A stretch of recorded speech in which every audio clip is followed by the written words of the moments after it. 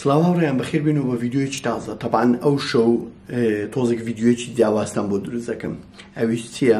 زۆر خەڵک پرسیار لێکردم دیزنی پڵەس یان HBO Max چۆن ئیشی پێ بکەین لە کوردستان یان بۆ نمونە نێتفلیکس چۆن بکەین ئەمریکا. تەبعاً من پار لە گروپی دیوەخانی فیلم دووسێ پۆستم بڵاو کردووە لەسەر ئەو مەسەلەیە. تۆزێ گەیشتمە طریقێک یەک لە طریقەکانم تەطبیق کرد بە حساب ئەو طریقەیە باشترین طریقە و شێوازێک کە بتوانین ئەو شتە بکەین. ئەتا حدێک باش بوو، بەس دوای ئەوە مەشاکلی زۆر بوو. ئێستا ئەوە تقریباً بۆ مانگێک دەڕوا شێوازێک و طریقەیەکی ترم حازر کردووە. گەیشتومە یعنی وەک بڵێ پێرفێکت ڕێسیپی، یعنی وەک چۆن خواردنێک دروست دەکەی بگەی باشترین ئەوەی کە لەوەی زیاتر دەستکاری بکەی ئایبی لێ دروست دەبی. تەبعاً ئەو شێوازە ئێوی ئێستا ئەم تەطبیقم کردێ بە ڤیدیۆ پێشانتان دەدەم. شتەکە بەبێ مشکلەیە بەبێ سەرێشێ هەر هەموو ئەوە دەبی. مەسەن بۆ نمونە هۆڵو، دیزنی پڵەس، HBO Max، نێتفلیکسی ئەمریکا، ئەمەزۆن پرایم هەر هەموو دەبێت لە ئەمریکا. ئەسڵەن ئەو ئینتەرنێتی کە لەسەر تەلەڤیزیۆنەکەی هەتا ئەمریکایە و زایدەن ئەوە یەک لە مشکلەکان بوو کە خەڵک دەیویست حەل بکرێ. من حەلم کرد پارە بەس شێوازەکە تۆزێک معقد و ئیزعاج و دوور درێژ بوو، خەڵک حەزی لێ نەبوو. مشکلی دووەم ئەوە بوو بۆ نمونە ئەمە لە عێراق تەلەڤیزیۆنەکانی مە هەم سامسونگ هەم LG ئەوەکانی ترنا. مەسەن بۆ نمونەوانە ئەندرۆید تیڤیان لەسەرەوە تا حدێک حەلەکەی ئاسانە. بەس بۆ نمونە LG سامسونگ لەبەرەوەی ئۆپرێتینگ سیستەمی خاص خۆیان بەکاردێنین، سامسونگ تایزن بەکاردێنی، LG WebOS بەکاردێنی. ئەو دووە ئەتا حدێکی زۆر قفڵە. بۆ نمونە من حەزم لە دیزنی پڵەسە، من ناتوانم دیزنی پڵەس تەلەڤیزیۆنێک دابەزێنم کە تەلەڤیزیۆنەکەم بۆ نمونە LG OLED CX فلاگشیپە لە تەلەڤیزیۆنەکانی LG، بەس نەمدەتوانی بەکاری بێنم لەبەر ئەوەی ئاپەکە لە عێراق نییە و لە LG کۆنتێن شێر وەک ئەپڵ ستۆر و ئەپ ستۆر و پلەی ستۆرە تێیدا نەبوو. تەبعاً ئەوەشم حەل کردیە بە شێوازێک لە شێوازەکان. ئێستا لە ڤیدیۆیەکە بۆتان باس دەکەم و با دەست پێکەین. تەبعاً بۆ نمونە وەک پێم وتن تەلەڤیزیۆنی LG سامسونگ سەپۆرتی و ئاپانە ناکە. ئێستا ئەگە تەماشکەنەوە دیزنی پڵەسە ئەو HBO Maxە، ئەوە ئەمەزۆن میوزیکە، تەبعاً ئەو ئاپانە هیچی لە عێراق نییە. ئەو سپۆتیفایە، ئەو شۆ تایمە، ئەوە هۆڵووە و زایدەنیش IMDb TV. تەبعاً ئەو ئاپانە هیچیان لە عێراق نینە. بۆ نمونە ئێستا من ئەگەر بمێت تەماشای دیزنی پڵەس بکەم، ئەمە لەبەرەوەی ئەکاونتی دیزنی پڵەسم هەیە. ئەکاونتی دیزنی پڵەسەکەم ئێستا کلیکی ئۆتۆماتیکیەن دیزنی پڵەس لەسەر تەلەڤیزیۆنی LG و هەمان کاتیش لەسەر سامسونگیش ئەو شتە هەیە. بەس ئەوە چۆن حەلم کردووە هەر تەلەڤیزیۆنێکی LG و سامسونگ کە تۆ دەیکڕی شتێکی لەسرە ناوی ئێریا کۆدە. تەبعاً ئێریا کۆد بۆ نمونە ئێستا ئەوە دیزنی پڵەسەکە ئێستا کردمەوە بێ مشکلە، هیچ کێشەچی نییە. تەبعاً ئەوە تەلەڤیزیۆنەکەم تازە داگیرساندیە بۆی هەندێک خاو دەکرێتەوە، بەس دارێک ئەوەی بیکەوە دوای ئەوە کێشەی نییە. و بۆ نمونە ئێستا ئەوە کروێڵا ڤیدیۆیەکشم لەسەر دروست کرد. ئەگەر ویستان لینکەکەی لە دیسکریپشندا دەنێم. تەبعاً بۆ نمونە ئێستا ئەگەر بینە سەر HBO Max، ئێستا بە ئاپانتان پێشاندەم بۆتان باز دەکەم کە چۆن ئەو شتم کردیە. بۆ نمونە چۆن کردومەتە ئەمریکا. ئێستا تەماشا بکەی ئەو HBO Max هیچ مشکلەی نییە، تەواو ئەتیادی هەر هەمووی ئەتیادی ئیش دەکەم. بۆ نمونە ئەگەر بینە سەر نێتفلیکس، چۆن بزانین نێتفلیکسەکە ئەمریکایە کە دێ سەر نێتفلیکس. طبعاً لە نێتفلیکسی یەک دوو شت هەیە ترێندینگ و ئەو شتانە.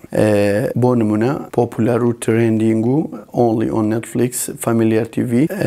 بۆ نمونە ئێستا دەرناچی کێشە نییە. ئەمن بۆتان باز دەکەم. بۆ نمونە مەبەستم چییە لەسەر ئەوەی کە چۆن ئەو تەلەڤیزیۆنانە بکەی ئەمریکا. تەلەڤیزیۆنەکان بەچرێکی ئەمریکا. طبعاً هەر تەلەڤیزیۆنێک سێڤیس لە ریمۆت کۆنترۆڵێکی سێڤیسیە، بەس شەریکات لە سێڤیس بەکاری دێنن. ئەو ریمۆت کۆنترۆڵە ئێریا ئەوەی تێدایە دەتوانین بچێنە و مینووەکی کە بە کۆنترۆڵی ئەتیادی نایەتن. ئەو مینووە وەک وابی مینووی سیانەیە، مینووی سێڤیسە. لەوێن دەر ئێریا کۆدەیە. ئێریا کۆدەکەی دەگۆڕی. تەلەڤیزیۆنانێک کە لێر دەیکری عێراقە قفڵە بە عێراق کە ئێریا کۆد دەگۆڕێکی ئەمریکا هەرچی ئاپە تێیدایتی یەکسەر ئاپەکەی یان دەتوانین داونلۆدیکەی بەبێ مشکلە. یعنی تەلەڤیزیۆنەکە دەبتە ئەمریکا وەک وابی لە کارتۆنی کڕیبت لە ئەمریکا هینابیتە ئێرە. ئەو تەلەڤیزیۆنانە لە هەموو دنیا وەکو یەکە، بەس لەبەرەوەی منطقە بۆ منطقە قفڵی دەکەن بۆ ئەتوناتان ئیسفادە لە ئەوەکەی بکەی. ئەوە هەم لەسەر سامسونگ تەطبیق دەکرێت، هەم لەسەر LG. طبعاً ئەو لە ڕێگەوە حەلم کرد. ئێستا من ئاپەکان بۆ نمونە تۆش تەلەڤیزیۆنی LG تێ بەیانی دەچی ئاپەک بۆ نوعیدێکی ئەمریکا ئاپەکان دادەبەزێنی. مەسەڵەن ئەو ئاپانەی کە لە ئەمریکا هەیە لێرە نییە، بەس ئەو ئاپانە بە ئینتەرنێتی ئەمریکا ئیش دەکات. چۆن ئەو شتەی حەل دەکەی؟ ئەو خطوەی دووەمە. خطوەی دووەم چۆن ئەوەی حەل دەکەی. بۆ نمونە ئێستا ئەم بۆتان باز دەکەم، پشتی تەلەڤیزیۆنتان پێشان دەدەم. مەبەستم چییە چۆن کە ئەوەی ئەمریکای حەل دەکەی بۆ نمونە ئەگەر تەماشە بکەی ئەوە ڕاوتەری FTTH لە پشت ئەو ڕاوتەرەی وایرە کەمینەیە بۆ ئەو ڕاوتەرەی دووەم ئەو ڕاوتەری دووەمە ئەو ڕەشە براندێکی معەنە نێتگر ئەو ڕاوتەرە VPN-م لەسەردا بەزاندیە ئەو ڕاوتەرە خۆی ئۆڕێدی بڵتن VPN تێدا VPN-ەکەش چییە ئینتەرنێتەکەی دەکاتە ئەمریکا یعنی ئەمن ئەو فیشەی ئەوی لە پشت تەلەڤیزیۆنی هاتیە ئەو فیشە بۆ نمونە ئەو فیشە کەسکە نەچیتە پشت ڕاوتەرە ڕئیسیەکەی چیتە پشت ئەو ڕاوتەرەی کە ئینتەرنێتی لێیە یعنی ئەگەر ئەتوش بێ ماڵی من لەگە ئینتەرنێتی ماڵی من لەگە ئینتەرنێتی ئەو ڕاوتەر ڕەشەی کۆنێک بکەی هەموو دەبتە ئەمریکا نێتفلیکسی خۆت دەبتە ئەمریکا ئەکاونتی خۆت یان ئەو کات دیزنیشت ئیش دەکاتن دەبتە ئەمریکا بۆیە ئەمن ئینتەرنێتەکەم حەل کردیە ئەو ئینتەرنێتێکە دەستە پشت تەلەڤیزیۆنی دەستە ناو تەلەڤیزیۆنی ئەو ئەمریکایە ئەو زایدن ئاپەکانیش بۆ شێوازەی تازە باسم کرد چۆن دایبەزێن لەسەر تەلەڤیزیۆن ئەویش ئەمریکایە ئێستا بەس ئەو ڕاوتەرە ئەویش ئینتەرنێتەکەی دەرەچی بۆ ئەمریکا یعنی ئەمن هەم ئینتەرنێتم کردە ئەمریکا هەم ئاپەکان لەسەر تەلەڤیزیۆنی دابەزن وەک بۆم باسکردن ئەمن ئینتەرنێتەکەم ئەمریکایە بە ڕاوتەرەکەی و زایدەنیش تەلەڤیزیۆنەکەشم ڕێژنەکەی مەلە و کلیتە ئەمریکا هەموو ئاپەکانی تێدایە کە ئەمریکا ئێستا ئەم بۆ نوعی من هەردوو ئەوم حەل کرد هەردوو مشکلەیە کە خەڵک لە کوردستان تووشی دەبی ئەگەر بوێت تماشای دیزنی پلس و HBO Max بکات لەسەر تەلەڤیزیۆن بەس لەو حاڵەتەی ئەگەر پرسیارە سەرەکیەکە ئەوەیە دەڵێ ئەگەرم بچم ئیشتراک بکەم لە HBO Max و دیزنی پلس و هولو و ئەمازۆن پرایم و نێتفلیکس و VPN پریمیەم چکەوە بە VPN پریمیەم دەکرێوی پارەی ورێ مانگانە یعنی ئەو شخصە دەبی $700 ساڵانە بداتن یعنی مانجێ $120 $130 بۆی بتوانی ئەو هەموو سرویسەی هەبی بەس ئەمە چمان کرد ئەمە لەگە 5 برادری اتفاقمان کرد ئەو کاتی لە دیوەخانی فیلم باسمان کرد و دامنا ئەو 5 کەسە بۆ نمونە پێشتر پارەی نێتفلیکس ساڵانە $120-$130 دەدا یەک دنیا کەسیش بەکاردێنە بەس بە خۆش بەکارمێنە هەر ئەو ینی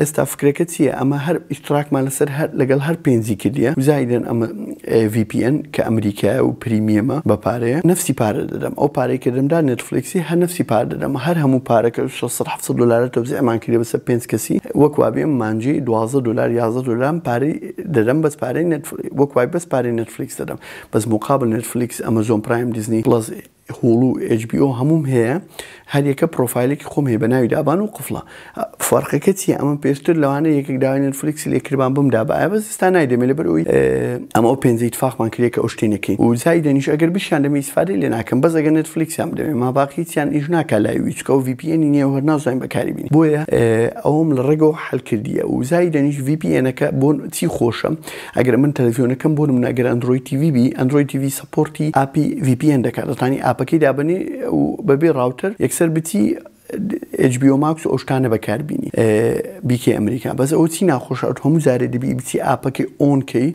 VPN-ەکەی ئۆنکەی ئەو جێ ئەو بکەی ئەوەش ئیشەکی دوور و درێژتر و ئیزاسترە بەس ئەوم کو حەلکردوەک پێم گوتی ئینتەرنێتەکەم کرد ئەمریکا ئەو ئینتەرنێتێکە دەستە پشت تەلەڤیزیۆنی یەکسە ئەمریکا ئەین تەلەڤیزیۆنەکە وەرزانی لە ئەمریکا بە خۆی واز دەکا عەقڵی تەلەڤیزیۆنەکەی واز پێ دەکا لە ئەمریکا و زایدەنیش بەرنامجەی تەلەڤیزیۆنەکەش چون کردە ئەمریکای بۆ ئەوی هەروە هەز بکا لە ئەمریکا ئاپەکانی ئەمریکای دابەزێنم و زایدەنیش ئینتەرنێتەکە ئەمریکا شەکەم و ڕۆیشتیەوە بەبێ و یەکشتی ئۆنکەم و یان یەکشتی بچمە سێتینگەکی دەستکاری بکەم هەمووجار هەر تەلەڤیزیۆنی پێکەم HBO Max و دیزنی پلسم هەیە و زایدن ئینتەرنێتەکەونەکەشم هەردەمینێ لە بەروی ڕاوتەرەکەی دیشم لە تەنی شتێتی ئەگەر بمێ ئینتەرنێتی عراق بەکاربینم ڕاوتەر کۆنێکرەکەم لەگەڵ ئینتەرنێتی ڕاوتەرەکەونەکە هەم چ بەوار هەم چ وایرلس بۆ بوونم ڤیدیۆیەکە دوورودرێژ و بەسویستم بۆتان شەڕەکەم مەبەستم چێکە ئینتەرنێتی ئەمریکا و ئەو ئەپلیکیشنانە بی و ئیشاڵڵا ئەگەر حەستان کرد نهایەتی مانجی داهاتوو دەست پێ دەکەین کەمپین دەکەین هەر 5 کەس ویستی بۆ نوعی ئەگەر ویستان ئیشتراکتان بۆ دەکەین 5 کەس پارەکەی دەوزێکەن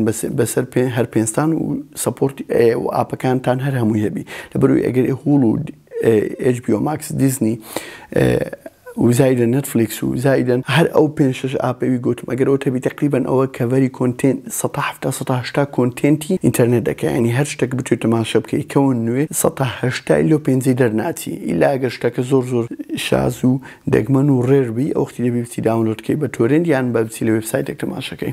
بەس ئەوە چی خۆش هەموو شتێک لە من دەستە لەبەردەستە یەکسە بە یەک دوگمەی دەچێت سەر هەر شتێکی کە حەزت کرد تەماشای بکەیت و بەبێ هیلاکی و بچی داونلۆدکەی و سەبتایتڵی بۆ دابنێ یان داینەنەی یان بچی سێڤەری وێبسایتەکەی خراپە یان ڕکلامی زۆر تێدا ئەو شتانی تێدانێن چونکە شتەکە ڕەسمیە. بۆ بڕۆن ڤیدیۆکە دوور و درێژ بوو ئەگەر حەستان کرد ئیسفادەی هەبی ئەو ڤیدیۆ بۆ برادەرەکان یان ئینترێستی پێ بکەن لەو مۆزوعی لەبیر مەکەن لایک بکەن و شێر بکەن و ئەگەر سەبسکرایبی چناڵەکەشم بکەن و زەنگوڵەکە ئۆنکەن ئەمن زۆر خۆشحاڵ دەبم.